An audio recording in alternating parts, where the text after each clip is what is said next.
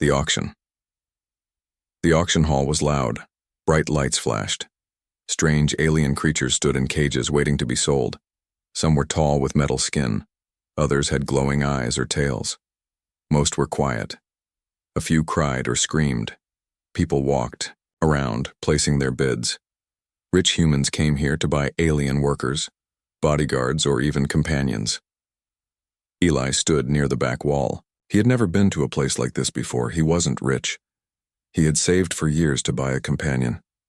Not for power or status, just someone to talk to.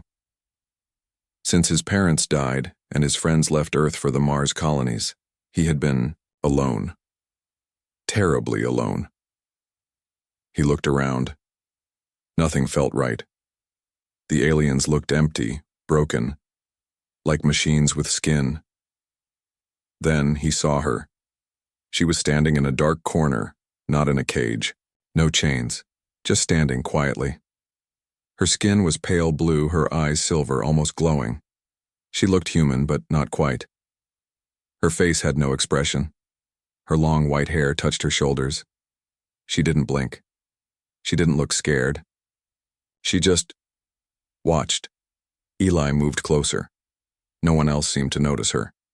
He looked for a price tag or a data screen. Nothing. A man in a black coat stepped beside him. "You interested?" the man asked. Eli pointed. "Who is she?" The man hesitated. "Not from our regular list, a special case, not talking, not reacting, but harmless. She's been here 2 weeks, no one wants her." "What's her name?" "No name. She doesn't speak." "You want her, I'll give you a discount." Eli looked into her eyes. Something was strange. She wasn't afraid. She wasn't angry. She looked calm, almost like she was waiting for something. Or someone. "I'll take her," Eli said. The man looked surprised. "You sure? No refunds?" "I'm sure." They scanned his ID chip, and the deal was done. She walked beside Eli without needing to be pulled or pushed. Silent. Still. He brought her to his transport pod, and they left the auction. The ride home was quiet. She sat still, looking out the window. Her eyes followed the buildings, the skies, the neon signs, but she said nothing. "What should I call you?" Eli asked. No answer. "Do you understand me?" She turned her head slowly, then nodded once. Still no words. Eli sighed. He wasn't sure if he made a mistake.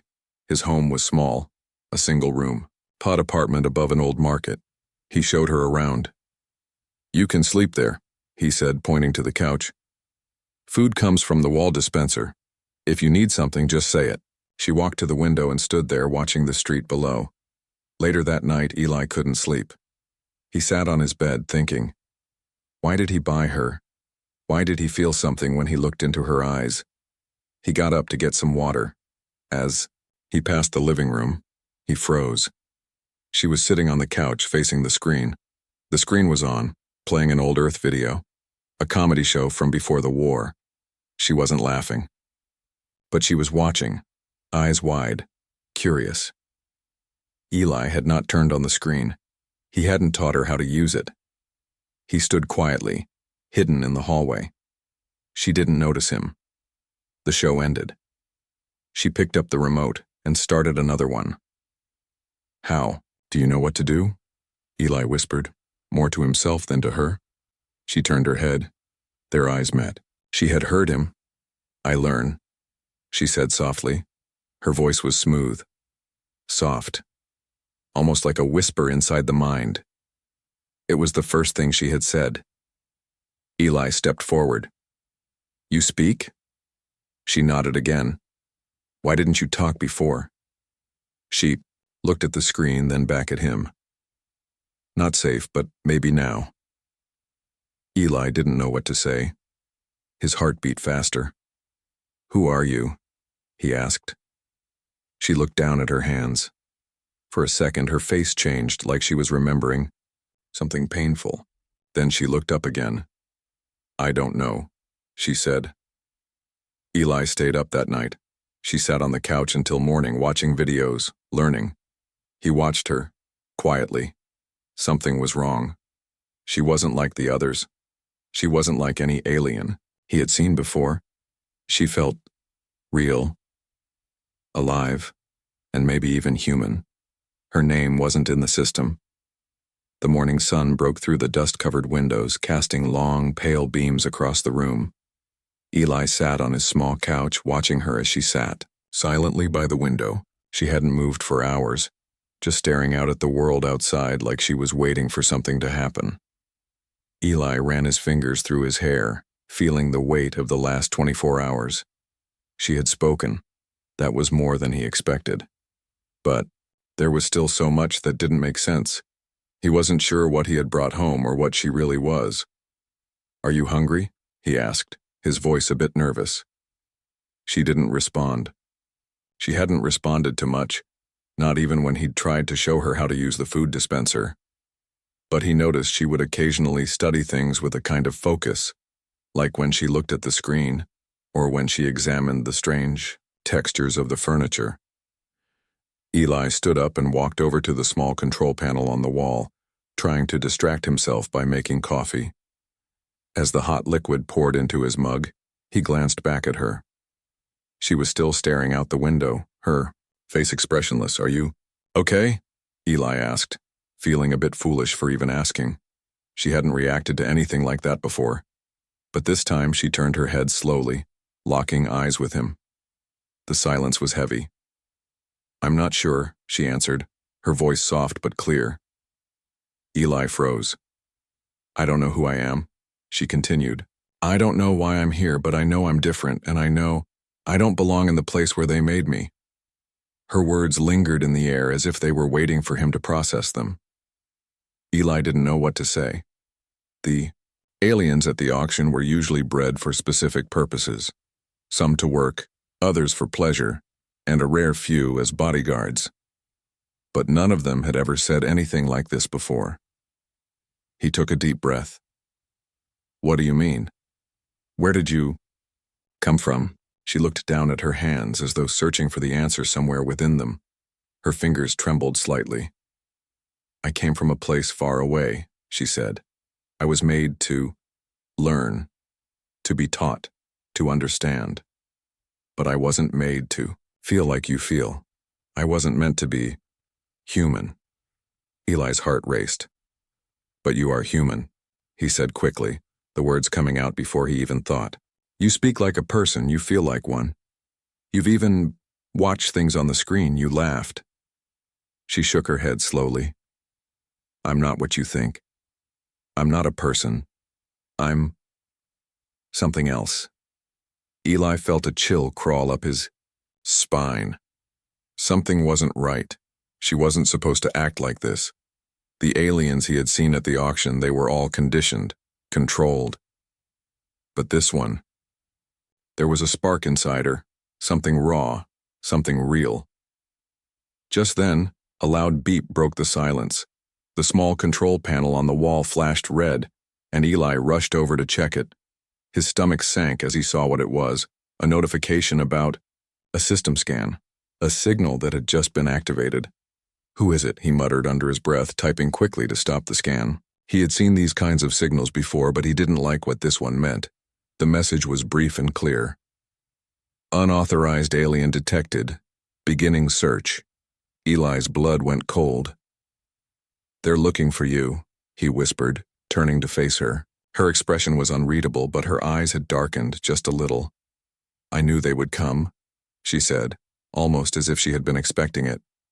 "I knew they would find me. They always find me." Eli didn't know what to do. He hadn't expected this. He had just wanted a companion, someone to help him feel less alone. But now, it felt like he had unknowingly stepped into something much bigger, something dangerous. He took a step closer. "Who are they? What do you mean by always find you?" Her eyes flickered with emotion, and for a brief moment Eli thought he saw fear, but it was quickly replaced by a kind of determination. "I was made by them," she said softly. "They are the ones who built me, and now they are searching for me." They'll stop at nothing to find me. Eli's thoughts raced. What was she saying? Who were these people? And why did they want her so badly? As if to answer his question, a loud, sharp sound echoed through the walls of the apartment. Eli jumped, heart pounding in his chest. A low rumble filled the air, the sound of something large, something dangerous, moving outside. No, he whispered, running to the window. His breath caught in his throat as he saw the shadows of ships flying in low over the city. They weren't just any ships, they were military-class ships, sleek and black, designed for war. They're here, she whispered, her voice steady but full of fear. And they won't stop until they get me back. Eli stood frozen, staring out at the approaching ships. His mind raced. He had to protect her. He had no idea what kind of power she held, but he couldn't let them take her. Not now. Not after everything. He turned to her. We need to leave. Now. She didn't move. She stayed where she was, standing still, looking at him with a mix of sadness and resignation. I can't leave, she said quietly. If I run, they'll just find me faster, and they'll find you too. You're safer if you stay. Eli grabbed her arm, pulling her toward the door. No, I'm not leaving you to face this alone. For the first time, her eyes softened. But there was something else there too. A warning. Eli, she said, her voice shaking. If they capture me, they won't just erase my memories, they'll erase yours too. Eli's blood ran cold. He didn't know if he was ready for this, but he couldn't let her go. Not now. We're getting out of here. Together, he said, his voice firm, and with that, they ran. But as they stepped out of the door, the first flash of bright lights from the ships reflected off the windows. They were too late. The hunt had already begun.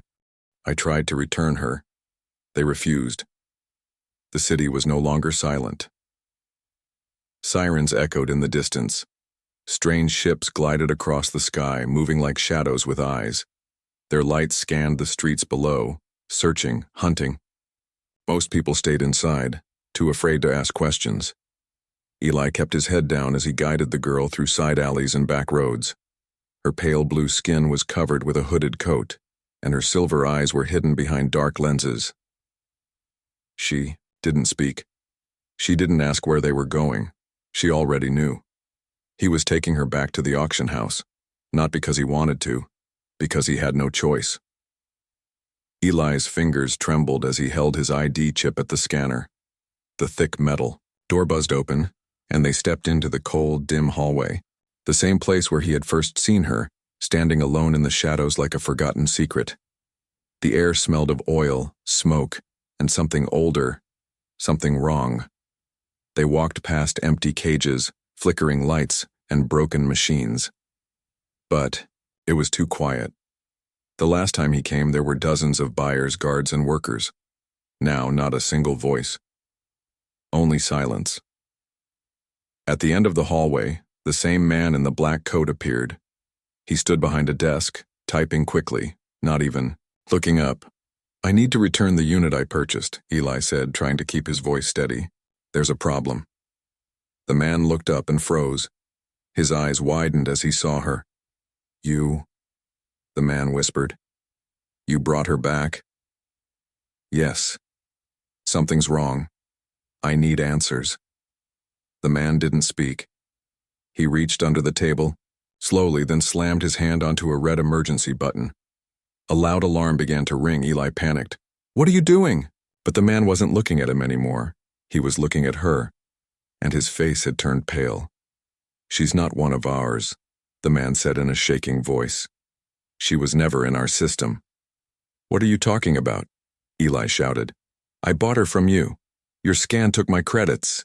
She hacked it, the man whispered.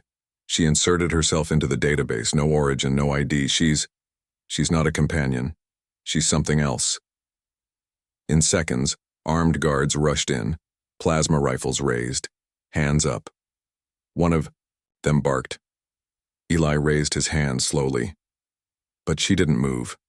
She just stood there, silent and still. The guard stepped closer. You don't understand, Eli said quickly. She's not dangerous. She hasn't hurt anyone. She just wants to be left alone. And then it happened. Every screen in the room turned black. The lights flickered once, twice. Then they all went out. Complete darkness. A low humming sound filled the air. Soft at first, then louder. The guards shouted and pointed their weapons at her, but she still didn't move. She just closed her eyes. In the next moment, the floor vibrated. The screens flashed on again, now showing symbols in a language Eli had never seen. Alien, flowing, alive. The guards screamed as their weapons melted in their hands. Their helmets sparked, their armor cracked. Eli fell to the ground, covering his head, terrified. The humming stopped. The lights came back.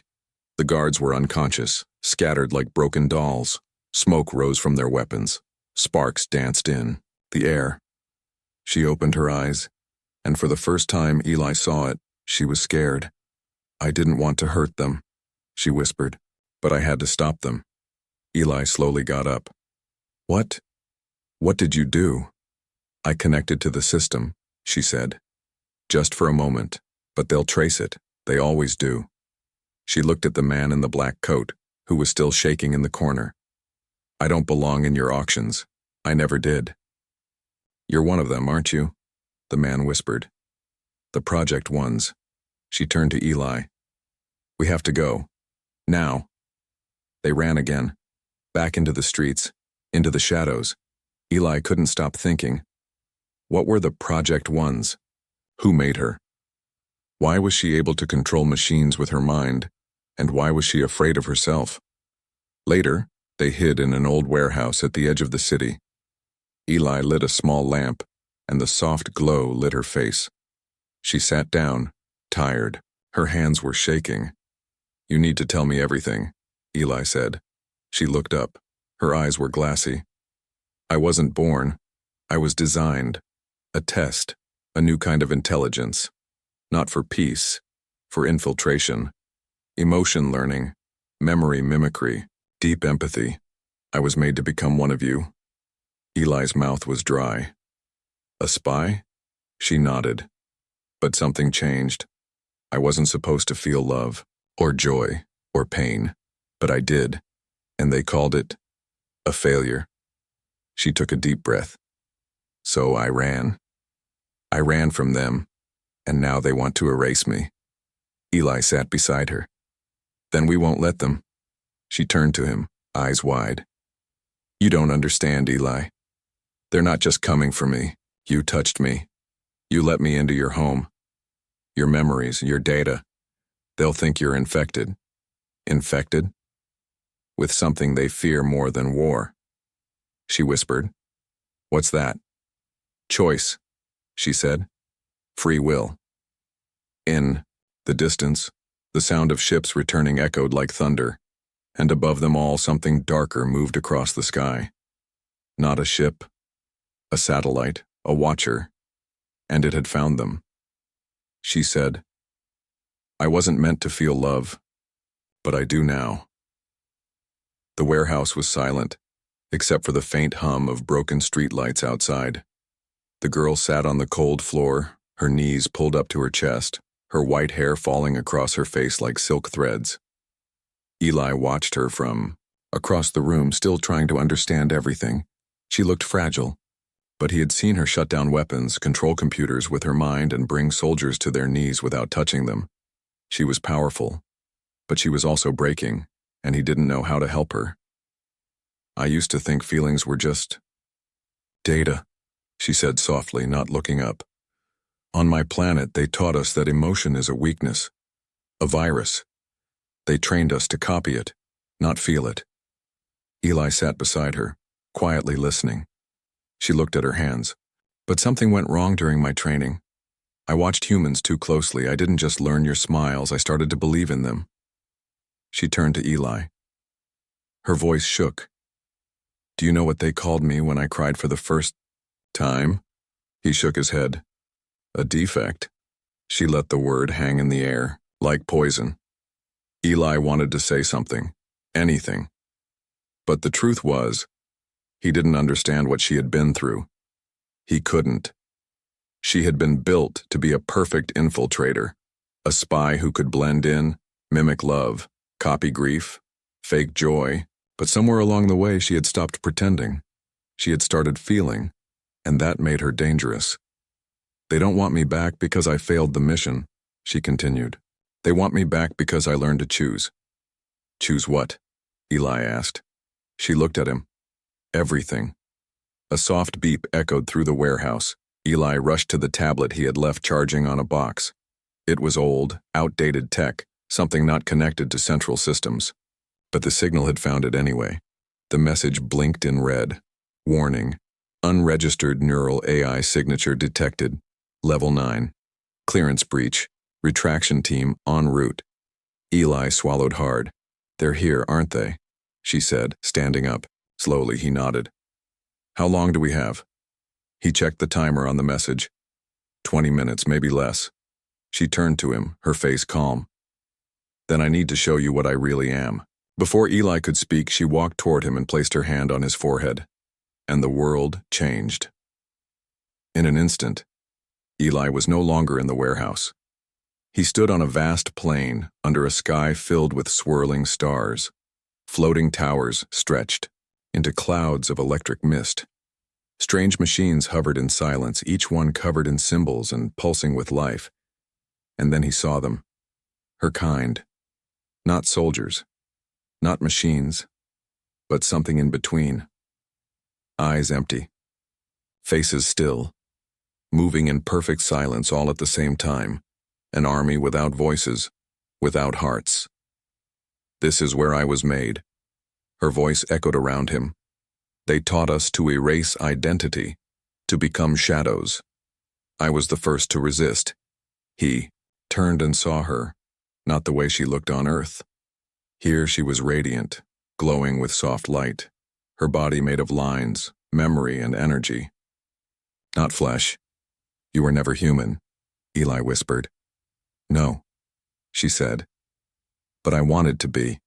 The vision faded. They were back in the warehouse. Eli staggered back, breathing hard. What did you just do? I let you into my memory, the way I see the world, she said. You needed to know. Eli looked at her, and you said you felt love. She nodded. The first time I felt it was when you gave me a name. I didn't give you a name. You did. When you called me someone, not it, not unit, not thing. Someone. A sudden sharp sound broke the moment. A flash of blue light filled the sky. The roof cracked with thunder. They had arrived. 6 black drones flew down through the broken ceiling, scanning everything. Behind them, 3 figures in tall black armor stepped into the room. Their eyes glowed red. Their voices echoed in perfect harmony. Return the subject. The girl stood tall. I'm not your subject anymore. You are code, nothing more. No, she said, her voice steady. I'm not code, I'm not data, I'm not your weapon. She took a step forward. Her hands began to glow, but Eli saw something else. Tears. Real ones. You taught me joy, she said to Eli without turning around. You taught me that I can be, that I can choose. Eli stood frozen. The armored figures raised their weapons. This is your final warning, she closed her eyes. Then this is my final choice. With a sudden flash, the entire warehouse exploded with light. Time slowed. The drones stopped moving. The armored figures froze in mid-step. And then, she walked straight through them. Not attacking. Not running. Just walking. And everywhere she moved, their systems died, one by one, like stars going dark.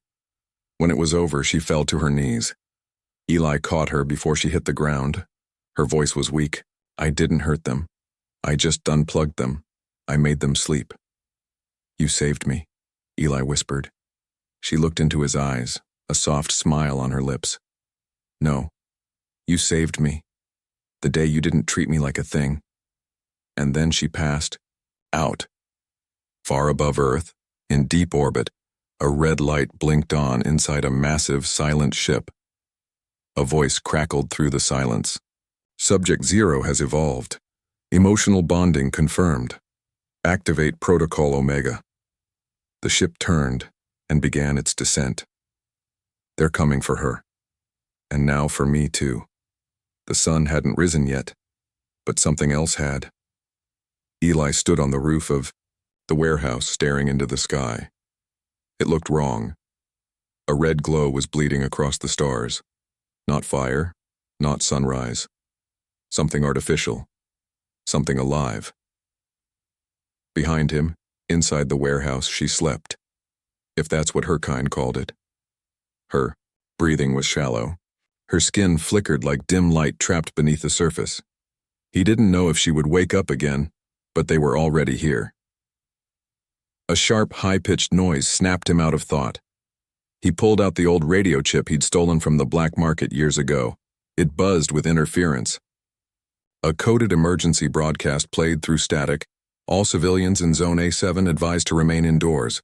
Unauthorized objects entering Earth's orbit. Defense command overridden. Repeat, overridden. Eli's heart sank. The Earth defense. Grid. Hacked. There was only one group capable of doing that. Them. He ran back inside and knelt beside her. Wake up, he whispered. Please wake up. Her eyes flickered open slowly, unfocused. She tried to sit up, but her body trembled. Eli helped her. They found us, he said. A ship is entering the atmosphere, the kind you were running from. She nodded weakly. The Makers. Eli blinked. What? That's what we called them, she said. The ones who created me, not my people, not aliens, humans. His body froze. And what are you talking about? She touched his hand. Eli, I'm not from another planet. His mind felt like it cracked in two. I was born here, underground, in a forgotten lab. They called it Project E, Echoes of Humanity. They weren't studying aliens. They were building replacements outside Thundercracked, except the sky was clear. She continued, her voice stronger now. They made us to survive what you couldn't. Climate collapse, memory loss, biological failure. They wanted to preserve humanity, but not in its human form. So they copied emotions into machines, used war refugees as test subjects, cloned memories, mixed DNA with quantum-coded learning systems. I was one of the last, the only one who rejected the programming. Eli backed away. You're not alien at all. No, she said softly, but I'm not fully human either. I'm something in between. A mirror you weren't meant to see. Suddenly the warehouse walls shook. A massive shadow passed overhead. A ship the size of a city block lowered through the clouds, dark and silent. Its surface moved like liquid metal, forming words and symbols as it descended. Eli ran to the window. The ship hovered above the city, scanning. No noise. No weapons fired, just watching. Why aren't they attacking, he asked. They don't need to, she said. They've already activated Protocol Omega. What's that? She stood up slowly. It's not a weapon, it's worse. It's a wipe. A what? A total memory cleanse. Not of data, of people. Anyone I connected with. Anyone who felt what I felt. They'll erase the memory of me from the world. Eli's voice cracked. Even me? Yes, she said, stepping closer. You touched me. You believed in me. You gave me a name when no one else did. Now they'll rewrite you too. His hands shook. Then what do we do? She looked out, the window at the ship. We fight it, but not with weapons. With memory. Suddenly, the warehouse door was blown open with a sonic blast. 6 beings entered. Tall, silent, glowing faintly under silver armor. But their bodies weren't metal. They looked like people, frozen mid-thought, dead eyes, living shadows. They were like me, she whispered. The others, my brothers, my sisters. But they didn't escape the program. They became its tools. One of them stepped forward, speaking without moving its mouth.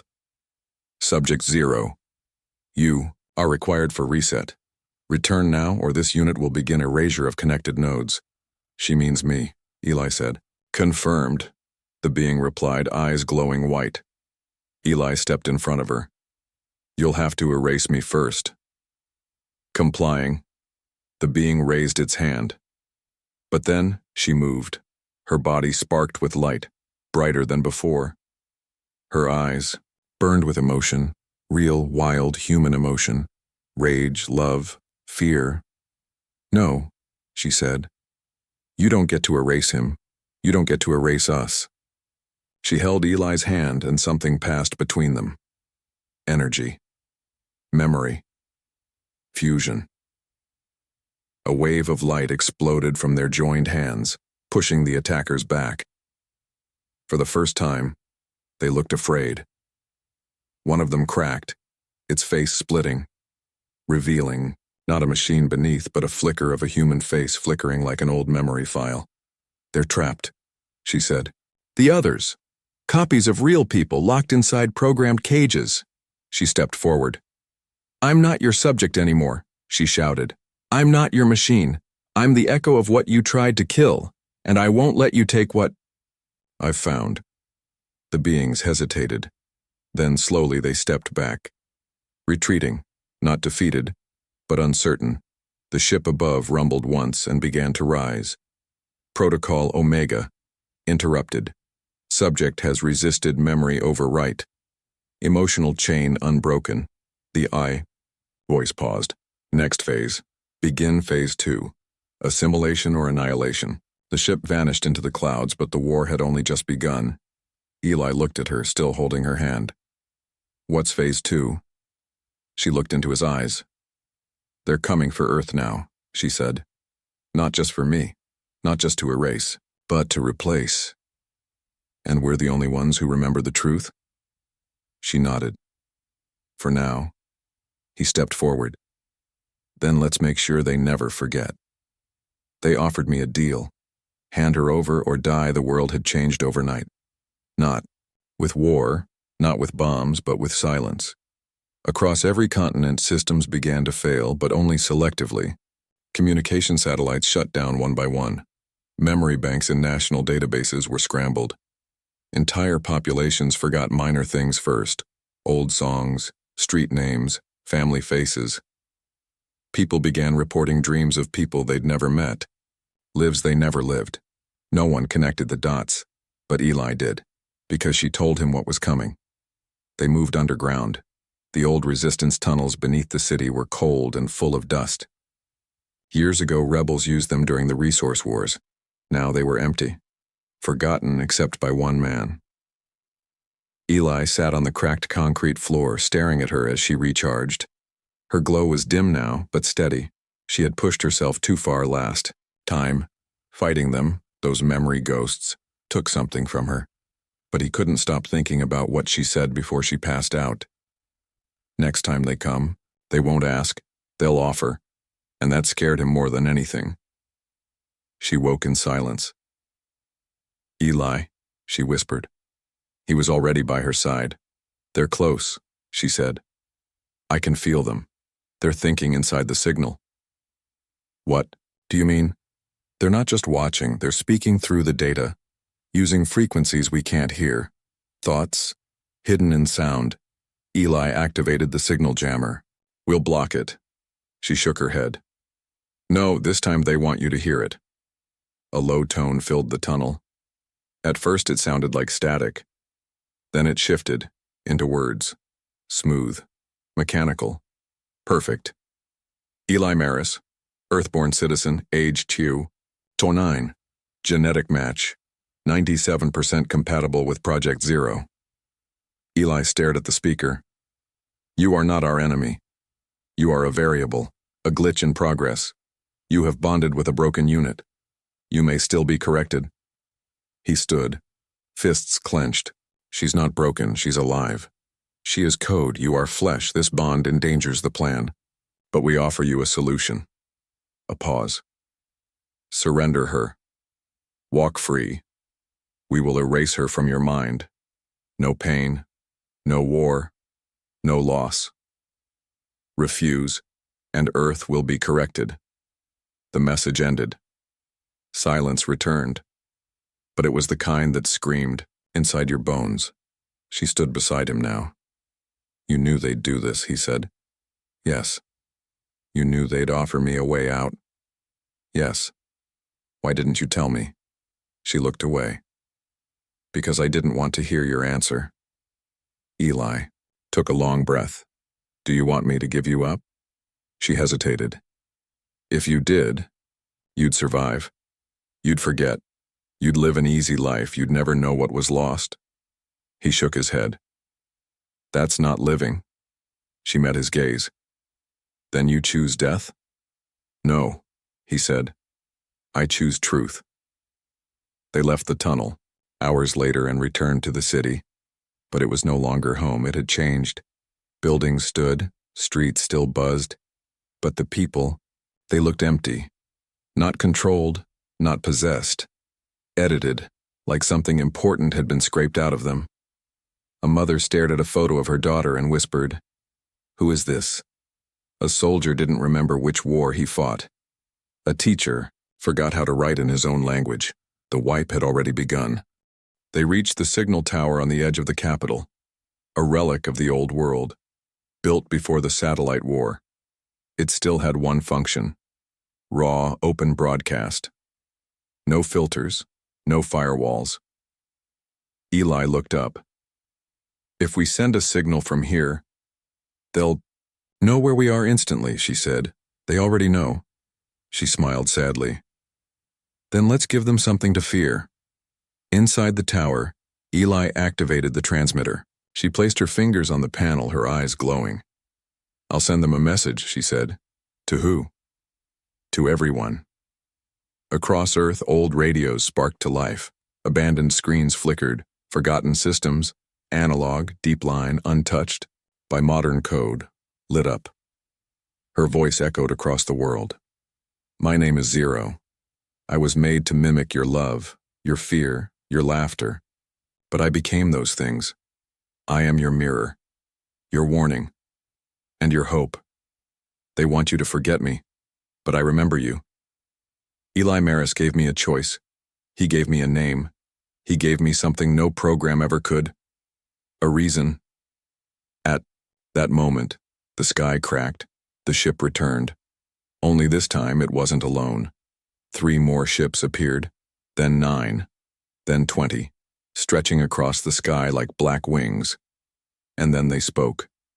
Final offer denied. Erase protocol, global. Eli grabbed her hand. You were right, he said. About what? They weren't afraid of you. She looked up. They were afraid of us. The ship's weapons began to glow, Earth's sky filled with light. And deep underground, in old servers and abandoned machines, something stirred. Memories, fragments, files of people who had been erased, but still existed in data. They began to wake. And somewhere inside that code, someone whispered, not this time. I thought I lost her, but she became something greater. The sky was on fire, not from bombs or flame, but from light. Thick beams of memory, scanning pulses, and silent frequencies crashing across the clouds.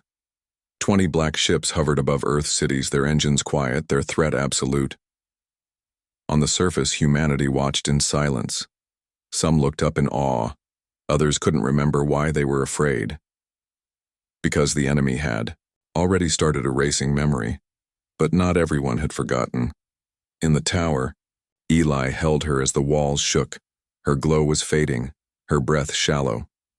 The pulse she'd broadcast across Earth had drained her, connected her to every old file, broken signal, corrupted AI, and hidden emotions still buried deep and forgotten. Machines, I gave too much, she whispered. No, Eli said, holding her tighter. You gave hope. Outside, the lead ship opened. A single figure descended, floating, calm. It wore no armor, no weapons. It looked like a human, a perfect copy of Eli. Same eyes, same voice, same age, but hollow, empty, a mirror, without soul. I am version 1, it said. The original pattern. The base human used to build her.